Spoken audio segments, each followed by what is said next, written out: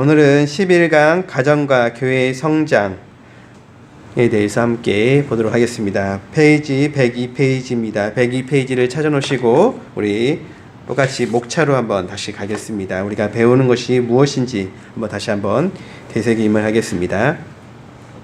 자, 1강부터 제가 부르면 여러분이 뒷부분을 읽어주시면 되겠습니다. 가정 2강 가정 가정의 화목 정신적 사랑과 육체적 사랑 아버지 어머니 효도 자녀 돈 대화와 용서 가정 성장 오늘 네, 좋습니다. 이제 우리가 11강, 12강 하면 가정성장학교가 끝납니다. 거의 다 다다랐습니다. 우리 11강 102페이지 가정과 교회 성장에 대해서 한번 나누도록 하겠습니다. 어느 목사님께서 세미나에 이런 간증을 했다고 합니다. 교회를 개척한 지 얼마 안 되었을 때 한 자매님이 우리 교회 예배당에 참석했습니다. 예배 시간 내내 얼굴이 어두워 보여 예배가 끝난 후 자매님과 상담했습니다. 상담 결과 가정에 문제가 있다는 것을 알게 되었습니다. 그래서 자매님의 가정에 행복이 깃들도록 기도해 주었습니다. 주일마다 가족의 안부를 물으며 용기를 심어 주었습니다. 점차 자매님의 가정의 문제들이 하나 둘씩 해결되어 갔습니다. 그렇게 1년이 지났습니다. 나중에 알게 된 사실은 그 자매님 한 분이 우리 교회에 데리고 온 가족과 친척이 자그마치 40명이나 되었습니다. 할렐루야. 네, 그렇죠. 한 사람이 변화되면 그 한 사람으로 일어날 수 있는 일들이 굉장히 크다고 했죠. 한 사람이 최소한 몇 명에게 영향력을 줄 수 있다고 우리가 전에 공부했었죠. 7만 명이었죠. 7만 명. 최소 한 사람이 바뀌면 7만 명에게 영향력을 줄 수 있다고 했죠. 이게 한 분이 가정에 문제가 있어서 교회 왔는데 이게 해결되니까 이분을 통해서 그 가족과 친척이 교회에 나온 사람이 40명이나 되었다. 이런 얘기.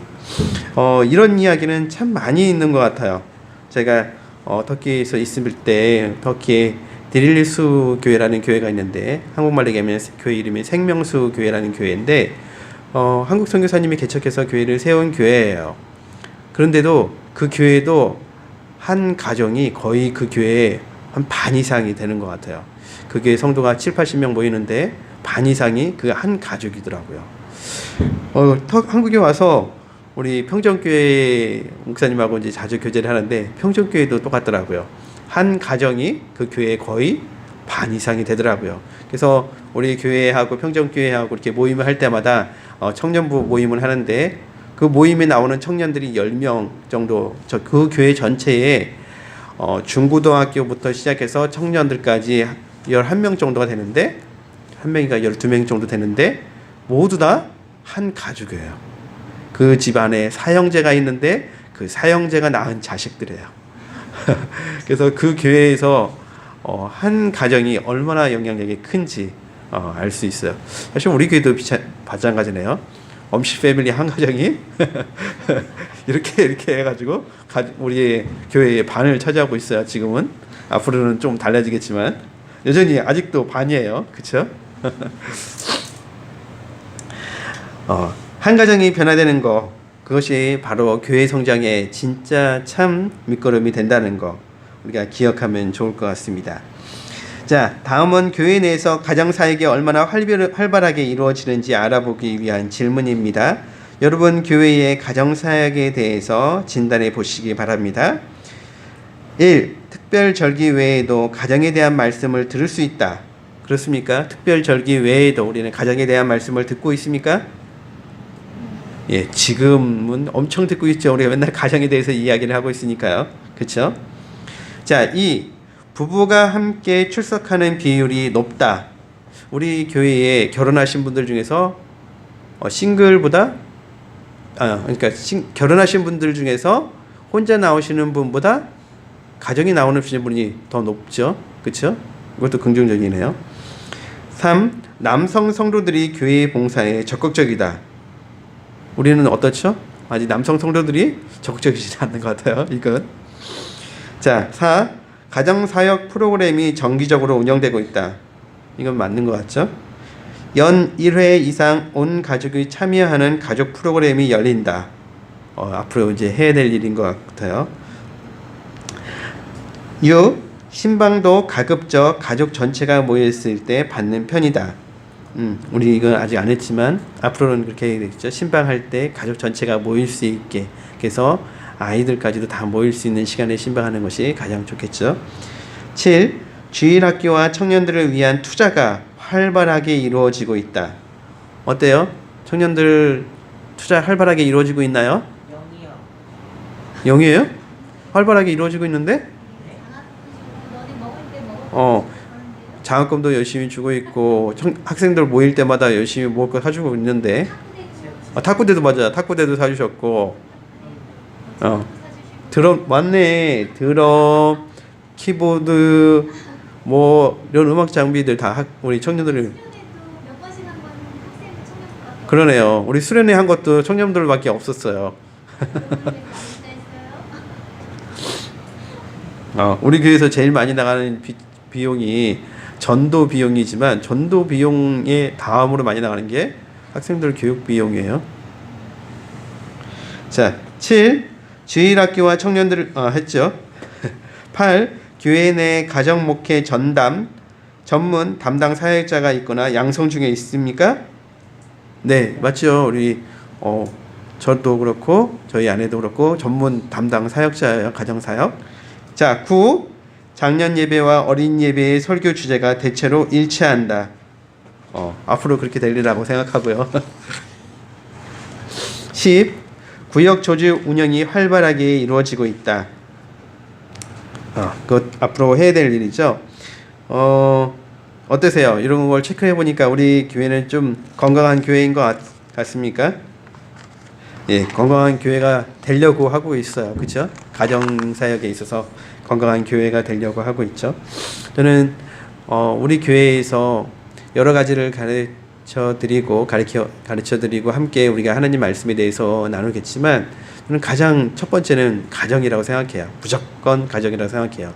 그래서 가정에 대한 기초적인 것이 되지 않는 이상 다른 것이 더 중요하지 않다고 생각해요. 그래서 우리 교회에 오면 불신자일 경우에는 당연히 예수님에 대해서 먼저 배워야겠죠. 예수님에 대해서.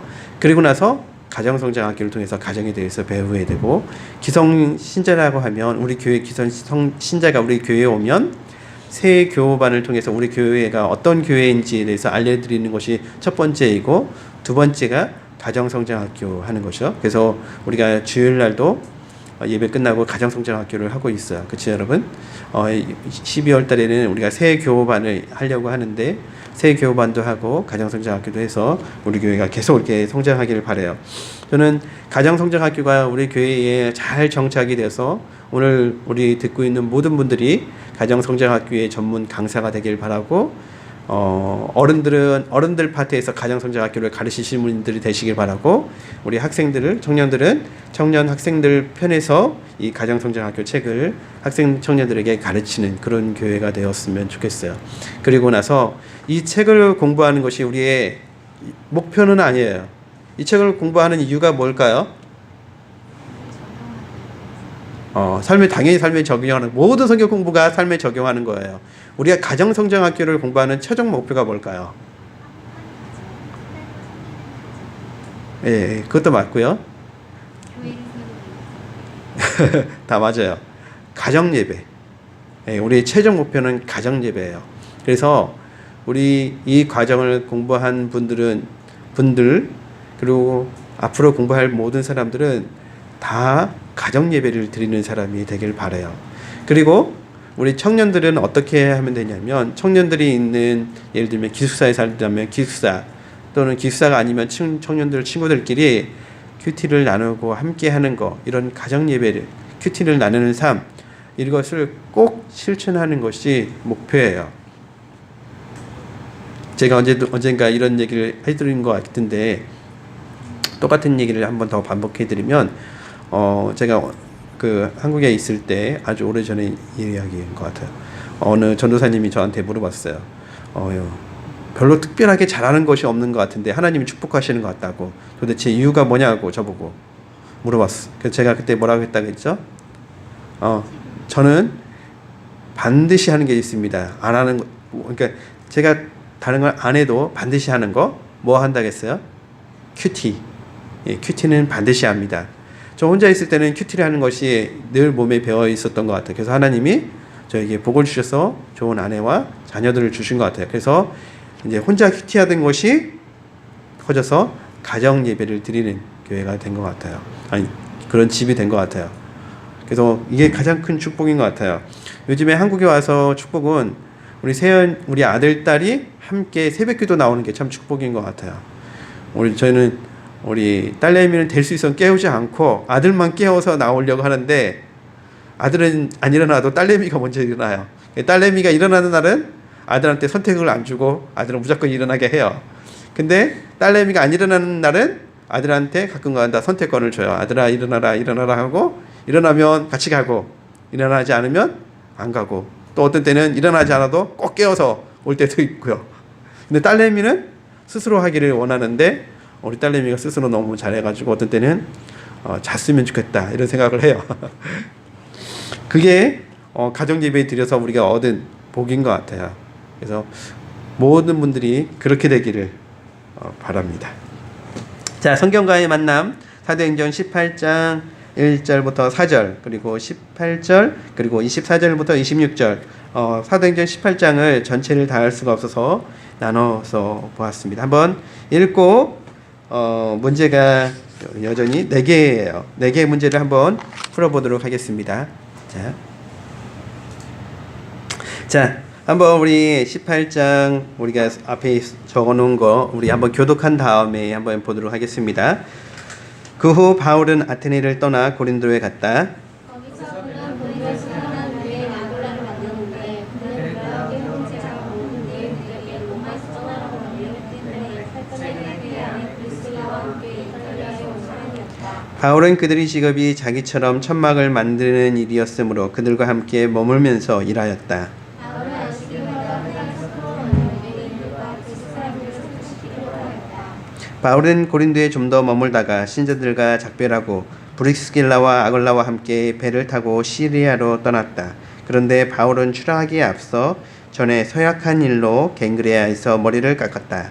알렉산드리아에서 사는 아볼로라는 유대인의 에베소에 왔는데 그는 18장 14절로는 허물이 많고 설득이 강한 나의 전생의 역사였다. 그는 일찍 주님의 도 말씀을 배워 열심히 전도하며 예수님에 관해 정확하게 가르쳤으나 요한의 침례만 알 뿐이었다. 그가 회사 전쟁에 바닥에 살았고 브리스길라와 아굴라가 죽고 그를 집에 데려다가 하나님의 말씀을 더 정확히 설명해줬다. 네, 고맙습니다. 그럼 한번 말씀 속으로 들어가 볼게요. 1. 본문은 사도 바울을 도와서 복음 전도를 위해 힘쓴 한 가정을 소개하고 있습니다. 바울이 고린도에서 만난 유대인은 누구입니까? 예, 브리스길라와 아굴라 부부라고 할 수 있죠. 여기서 아굴라라는 분은 아마도 유대인이었을 거라고 생각하고 브리스길라는 로마인이었을 거라고 생각해요. 로마의 귀족 가문 가운데 브리스가라는 가문이 있는데 그 가문의 사람이었을 거라고 추측을 하고 있어요. 근데 성경에 보면 브리스길라와 아굴라 이렇게 아내 이름을 남편 이름에 앞세우는 장면이 종종 계속 나오는데 그건 왜 그렇게 됐다고 학자들이 추측하냐면 아마도 아내가 남편보다 더 적극적으로 사역을 했을 거라고 보기 때문에 그렇지 않았을까 이렇게 상상해 봅니다. 예. 두 번째, 본문에 보면 바울과 아굴라 부부의 직업이 같다고 기록되어 있습니다. 그 일은 무엇이었습니까? 예, 천막을 만드는 일. 이 천막을 만드는 일이 오늘날로 얘기하면 어떤 일이라고 할 수 있을까요? 예, 집 짓는 일이니까 이게 천막을 왜 만들었죠? 예, 천막을 왜 만들었어요? 예, 오늘날처럼 우리가 여행할 때마다 어디든지 호텔이나 모텔이나 다 있으면 상관이 없지만 당시에는 그 정도 수준이 안 됐잖아요. 그래서 여행하는 사람들이 쉴 수 있고 잠깐 눈을 붙일 수 있는 그런 공간이 필요했죠. 그래서 그런 것을 위해서 만들어 놓은 것이 천막, 오늘 얘기하면 텐트라고 할 수 있죠. 그럼 오늘날 이러한 거하고 정말 비슷한 게 뭐가 있을까요? 저는 자동차 수리공이지 않을까 하는 생각을 해봐요. 그러니까 어디서나 일할 수 있고 어디서나 필요한 직업이 자동차 수리공이지 않나 싶거든요. 우리가 캐나다에 있을 때 보니까 자동차 정비하러 자동차 정비소에 가는 게 굉장히 어려웠어요. 왜냐면 굉장히 비싸요. 근데 각자 집에서, 그래서 캐나다에 있는 거의 대부분의 집들은 차고에 자동차를 수리할 수 있는 수리 도구들이 다 있고 자기들이 필요한 부품만 찾아가지고선 거기서 수리해요. 또 이미 유튜브에 그 차종을 넣으면 그 차종에 뭐가 문제가 있을 때 어떻게 해야 되는지에 대해서 해결하는 방법을 다 설명되어 있었어요. 그래서 많은 사람들이 그 유튜브를 보고 자기가 직접 고치는데, 저희 같은 경우에는 그것도 몰랐고 도구도 없었어요. 그래서 저희가 살고 있는 집 주인이 차고가 있었는데 그분 보고 좀 고쳐달라고 그랬더니 그분이 고쳐주겠노라고 흔쾌히 얘기를 했어요. 그러더니 돈을 달라고 하더라고요. 그게 캐나다에서는 그렇게 고쳐주고 나서 그렇게 돈을 받는 게 아주 정당하다고 그래요. 그래서 어디서나 써먹을 수 있는 제일 좋은 직업이 자동차 수리라고 해요. 그래서 한국 학생들이 유학 갔을 때 여러 가지 아르바이트를 할 수 있는데 가장 좋은 아르바이트의 아이템 중에 하나가 자동차 수리 기술이라고 해요. 요즘에는 자동차 수리 말고도 좋은 기술들이 많이 있죠. 컴퓨터에 관련된 여러 가지를 할 수 있으면 또 좋은 기술이 될 수 있고, 뭔가 프로그램을 만들 수 있으면 또 더 좋은 기술이 될 수도 있겠죠. 여하튼간 당시에 바울과 이 아굴라 부부는 사람들에게 어디서나 가든 당장 일할 수 있는 가장 좋은 직업 중에 하나를 택해서 있었고, 또 직업이 같았기 때문에 같은 일을 하기에 아주 유용했다라는 것을 볼 수가 있어요. 3번, 이 가정은 바울이 고린도에서 마음 놓고 복음을 전할 수 있도록 거처를 제공했을 뿐 아니라 바울의 선교지를 따라다니며 주의 일을 도왔습니다. 바울은 이들을 로마 교회에 어떻게 소개하고 있죠? 동역자라고 소개하고 있어요. 동역자란 뭘 말하죠? 그냥 파트너, 오늘날로 가장 흔한 말이에요. 파트너, 이런 뜻일까요? 훨씬 더 뛰어넘죠. 자, 24번 문제가 거기에 또 연관되어 있는데 한번 보면, 브리스길라와 아굴라 가정은 에베소에서 훌륭한 신앙 교사인 아볼로를 만나게 됩니다. 이들은 또한 아볼로의 사역을 어떻게 도왔습니까? 맞아요. 집에 데려다가 하나님 말씀을 정확하게 가르쳐주는 역할을 했어요. 요 말씀은 제자 훈련하는 분들이 굉장히 많이 사용하는 말씀이죠. 가정을 오픈해가지고 사역을 해야 된다. 그렇죠? 가정을 오픈해서 사역을 해야지 사람들을 제대로 도울 수 있다. 그래서 제자 훈련을 잘 받은 분들은 다 꿈을 꿔요. 내가 결혼하면 반드시 가정을 개방해서 오픈해서 사람들을 양육하는 데 쓰리라. 이렇게 생각을 해요. 그러고 나서 이제 결혼해서 아이 키우다 보면 아이고 그거 쉬운 일이 아니었습니다 라는 얘기를 하게 되는데, 누구 웃고 있는 사람이 정말 그랬었던 것이 기억나요.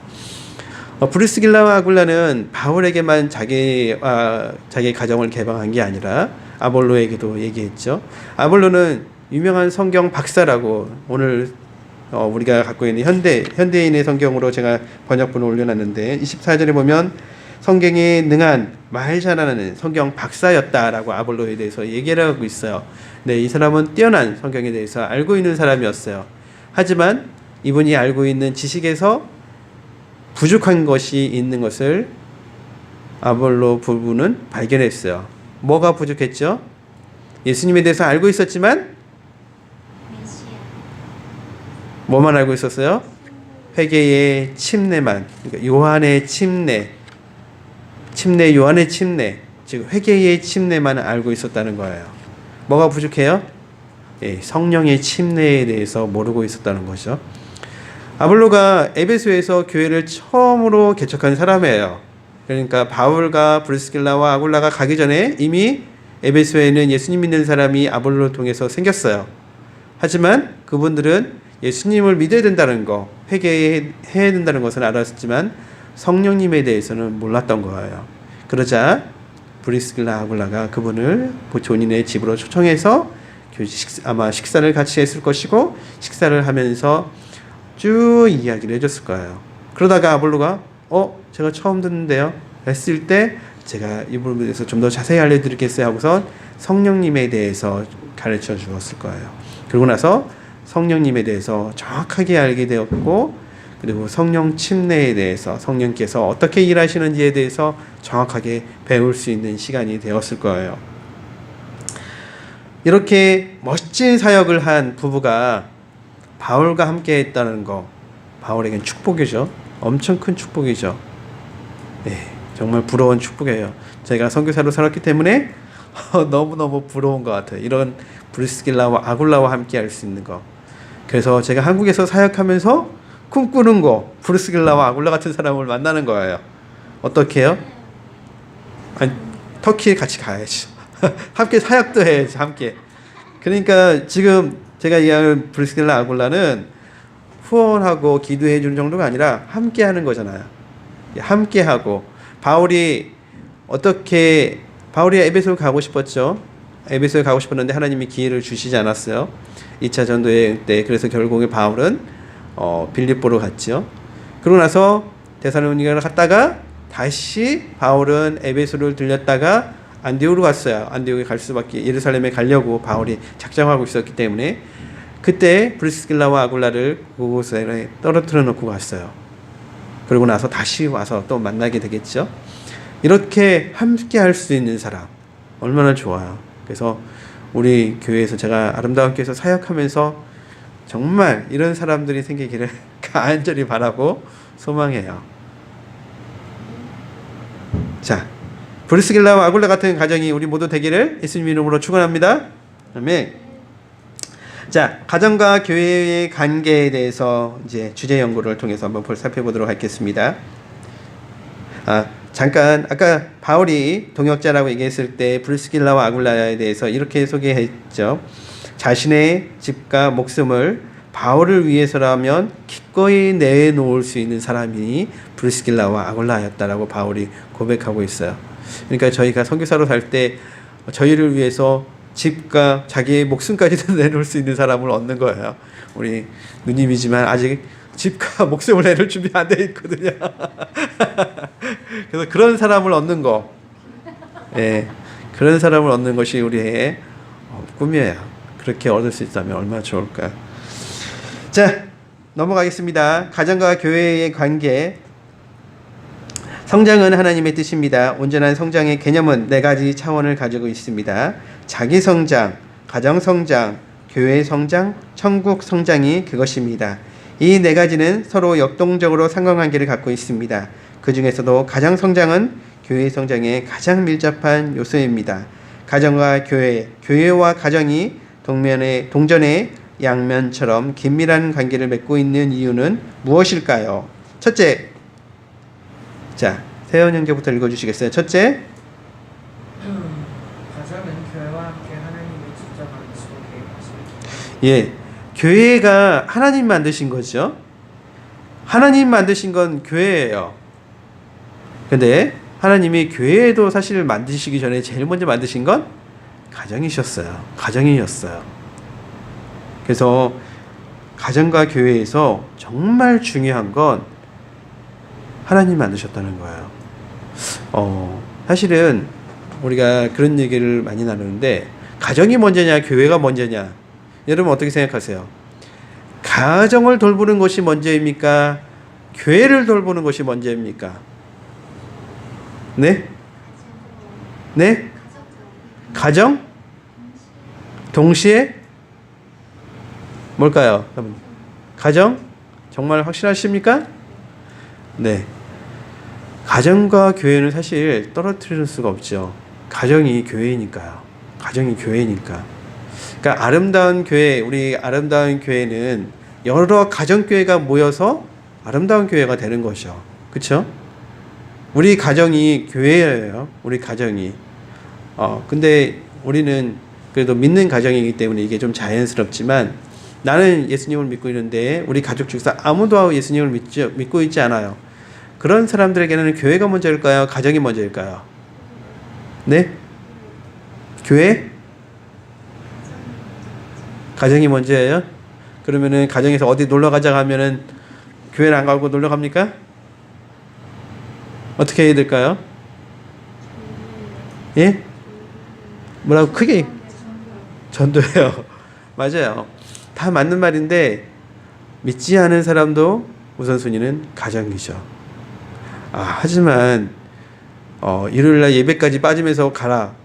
그럴 때는 양해를 구해야 되죠. 가정 부모님이나 다른 가정 식구들한테 양해가 안 될 경우에는 선포를 해야죠. 미안합니다. 내가 일요일만큼은 예배를 드리겠습니다. 다른 날에는 가정을 섬기겠습니다. 라고 이야기를 해야죠. 믿는 사람이든 믿지 않는 사람이든 중요한 건 우리 가정이 교회다. 그래서 우리 가정이 서야 된다. 그렇게 생각하는 사람일수록 가정이 복음화되는 거고요. 그렇게 생각하지 않으면 가정이 복음화되지 않는 거예요. 그래서 저는 우리 그 청년들이 다 잘 배웠으면 좋겠어요. 예수님을 아직 모르는 청년들은 반드시 우리 가정이 뭐가 되어야 된다? 교회가 되어야 된다. 반드시 가정은 교회가 되어야 된다. 두 번째, 네, 전사님 읽어주세요. 가정은 영적인 기초요 거울이 되기 때문입니다. 네, 가정이 영적인 모든 사역의 기초가 되죠. 가정이 세워지지 않으면 그 다음 단계로 발전하기에 상당히 어려움이 많죠. 정말 가장 기초적인 것이 그런 거잖아요. 아까 말씀드린 것처럼 일요일날 교회를 갈 거냐, 일요일날 가족과의 시간을 가질 거냐, 뭐예요? 교회 가야 되잖아요. 기독교인이라면. 근데 가정을 섬겨야 된다며, 우선순위 두어야 된다면서요. 그럼 어떻게 해야 돼요? 일단은 가족들이 믿지 않으면 가족들한테 양해를 구하고, 양해가 안 될 경우 선포를 하고, 그리고 그 가족이 진짜 예수님 믿을 수 있도록 정말 열심히 기도하고 애를 써야죠. 최선을 다해야죠. 그렇죠? 그리고서 결국 가정이 세워질 수 있도록 애를 써야 되는 거야. 세 번째, 가정은 주의 지친 성격을 치유하는 하나님의 효과적인 직관이기 때문입니다. 네, 가정은 치유하는 하나님의 치유가 있는 곳이죠. 가장 효과적인 치유가 일어나는 곳이 가정이에요. 우리가 굉장히 많죠. 그런 경험을 우리가 예를 들자면 수없이 많은데, 아까 제가 잠깐 쉬는 시간에 말씀드린 것처럼 저한테는 가정이 가장 큰 쉼이 되죠. 저는 종종 생각해요. 하나님께 너무 감사한 것 중에 하나가 이런 가정을 갖게 된 거 너무너무 감사한 것 같아요. 제가 결혼하기 전에 결혼해서 잘 살 수 있을까 걱정했고, 아이들을 낳았을 때 이 아이들을 잘 키울까 걱정했는데 지금까지는 그래도 무난하게 오는 것 같아요. 그게 너무너무 감사한 것 같아요. 가정을 주신 하나님께 정말 감사한 것 같아요. 그리고 가정에서 얼마나 치료가 되고 위로가 되는지 모르겠어요. 어제 세진이가 와가지고서 학교를 갔다 오자마자 딱 안아주면서 아빠를 안아줘야겠다고 생각을 들었대요. 그랬더니 딱 안아주는데 이렇게 좋더라고. 딸내미가 안아주는데 예. 이게 치유인 것 같아요. 치유. 우리 그렇잖아요. 지치고 힘들 때 우리 자녀들이 또는 우리 남편과 또는 아내들이 사랑스러운 말을 할 때 그것이 다 눈 녹듯이 녹아버리잖아요. 그쵸? 정말 치유가 일어나는 곳이죠. 그래서 가정이 이 세상에서 제일 좋은 거죠. 그쵸, 여러분? 자, 교회 차원의 가정사역 원리, 가정사역을 하기 위해서 가정의 중요성을 인식해야 합니다. 두 번째, 가정사역의 내용을 연구해야 합니다. 세 번째, 가정의 상황들을 이해해야 합니다. 그리고 네 번째, 가정 행복을 위한 프로그램을 운영해야 합니다. 다섯 번째, 가정사역 전담자를 키워야 합니다. 여섯 번째, 온 가족이 참여하는 교회가 되도록 전환하십시오. 일곱 번째, 교회 밖에서도 가정 프로그램을 운영하십시오. 이번 주부터 우리가 예배 드릴 때 어린이 11시에 어린이 어른 다 같이 예배 드리잖아요. 그래서 다 같이 찬양하고 다 같이 예배 드리다가 찬양하고 그다음에 이제 찬양 끝나고 나서 말씀을 전할 때 우리 학생들을 어린이들은 옆방으로 가가지고 영어 예배를 드릴 거고 우리는 여기서 다 같이 또 어른들은 여기서 예배를 드릴 거예요. 가정이 이렇게 참여하는 거, 함께 예배를 드리는 거 정말 보기 좋은 모습이라고 할 수 있는 것 같아요. 우리 교회가 그런 모습으로 계속 성장했으면 좋겠어요. 그래서 찬양 드릴 때 다 같이 앉아서 예배 드리고 말씀 드릴 때는 우리 아이들이 좀 잘 이해를 할 수가 없으니까 아이들만 살짝 이렇게 빠지는 그런 식으로 예배 드리는 것도 참 좋다 생각해요. 아이들만의 찬양, 어른들만의 찬양이 아니라 아이들, 어른이 함께 예배 드리는 거. 유대인들이 제일 잘하는 게 가정 예배의 모습이죠. 금요일날 이제 해질무렵부터 유대인들이 안식일을 맞이하는데 그 안식일을 맞이할 때 온갖 음식들을 이제 안식일 때 먹을 음식들을 다 준비해 놓고 특별히 금요일날 저녁 때는 풍성하게 음식을 준비해 놓고 아이들을 아버지가 무릎 위에 앉혀 놓고 토론식 성경을 가르치잖아요. 토론식 성경을 읽은 다음에 얘들아 이 성경에서 이 부분은 어떻게 생각하니? 그럼 아이들이 얘기해주고 또 아이들에게 아빠한테 질문할 거 있으면 다 질문하렴 하면 아이들이 다 질문하고 그렇게 밥을 먹으면서 아이들과 함께 예배를 드리는 것을 보통 2시간 내지 3시간을 한다고 하잖아요. 우리 교회가 그런 교회가 됐으면 좋겠어요. 그런 교회. 일요일날 그렇게까지 할 수 없지만 가정 예배 드릴 때는 그런 식으로 가정 예배를 드렸으면 좋겠습니다. 자, 그리고 이것을 위한 목회자의 몫이 주어져 있어요. 그리고 교회의 몫이 주어져 있죠. 우리가 더 이 부분에 대해서 열심으로 가정을 세우는 데 최선을 다하면 좋을 것 같습니다. 행복의 샘물 다 같이 한번 읽어보도록 하겠습니다. 112페이지입니다. 행복의 샘물 한번 우리 같이 읽어볼게요. 시작. 우리의 승패가 정말로 판가름 나는 곳은 가정이다. 가정은 우리가 다른 어떤 분야에서도 성공하려면 가장 먼저 성공해야 하는 경기장이다. 예, 우리의 승패, 우리의 인생의 승패가 판가름 나는 곳, 그것이 바로 가정입니다. 가정을 세우면 인생이 성공하는 것이고 가정을 세우지 못하면 실패하는 것입니다.